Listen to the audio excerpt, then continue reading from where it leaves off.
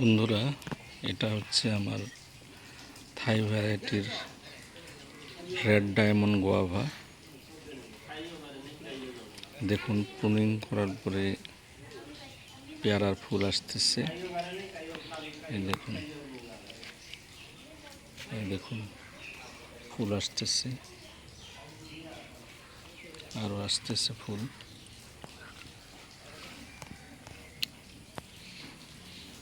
এই ডালগুলো সব প্রুনিং করে দিয়েছি। সেপ্টেম্বর মাসে প্রচুর ডালপালা ছাড়বে এবং তৎসঙ্গে ফুলও আসবে এবং ফুল লেগে যাবে।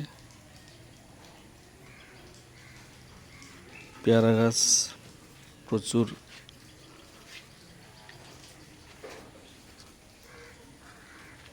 খাবার দিতে হয়, পুরো পেয়ারা গাছে প্রচুর খাবার দিতে হয় এবং যাতে গোড়া না শুকিয়ে যায় সেজন্য চেক করে করে জল দিতে হয়।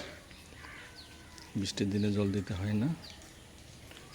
এটি আরেকটি গাছ, একই জাত রেড ডায়মন্ড।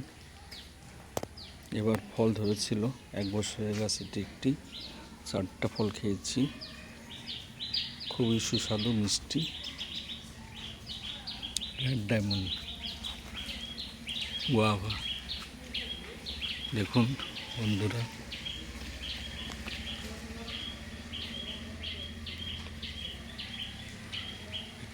বহুত ঝোপালো ছিল, কিন্তু পুলিং করার পরে এই অবস্থা হয়ে গেছে। কিন্তু এখন কিছুদিন পরে ডালপালা ছাড়বে নতুন এবং তৎসঙ্গে ফুল আসবে।